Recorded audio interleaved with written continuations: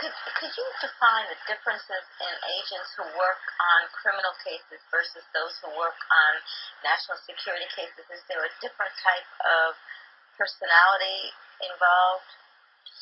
I don't think that there's a different personality. I think that a good FBI agent is a good FBI agent.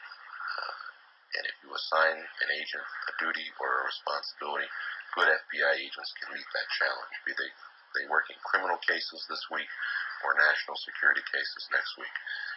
It is our greatest resource. We talk about all of the high-tech things that the FBI has, all the tools in our arsenal. The greatest tool that we have is our employees, the men and women that come in and day out and work long, hard hours to accomplish their missions and their tasks, and to do it under the rule of law, do it every single day, to protect people's constitutional rights, their civil rights, but at the same time protect them from all the bad things that are out there. That's an interesting point, because I've been in places where under times of great emergency, there are no rights. Hopefully not in the United States. Yeah, it's hard to protect if you think bombs are being set, and you know that you have to not taint evidence to make a case in court. You're one and a half hands are tied. Yet that is protecting our way of life. Sure. But going back to what I talked about in terms of ordered liberty, if you have a lot of order in most places in the world where that's been employed, there is very little liberty. And if you have a lot of liberty, there tends to be less order. And this great experiment that we call the United States of America has a perfect blend up to this point in time, and I'm sure for years to come, of ordered liberty.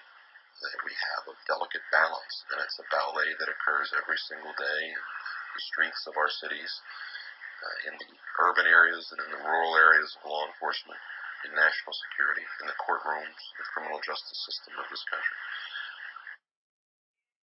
I mean, what does it take to do your type of job emotionally is what I'm asking you.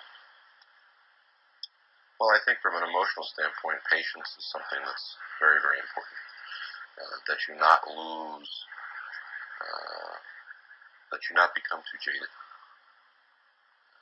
That during a career in law enforcement, during a career in national security issues, unfortunately you do see occasionally the dark side, but that you constantly look for the good in people, the good side of life, and the reasons why you do what you do. Are you able to transcend some of these things and think about it, or do you just go from crisis to crisis?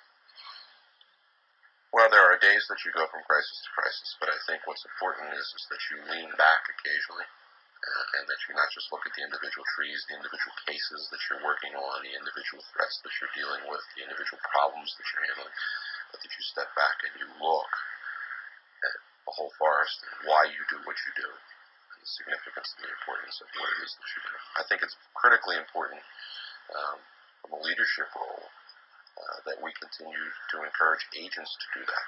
Agents get very engrossed in their investigations, and it becomes mission-oriented on this particular case or this particular subject. And it's important for them to step back on a regular basis, and I encourage that.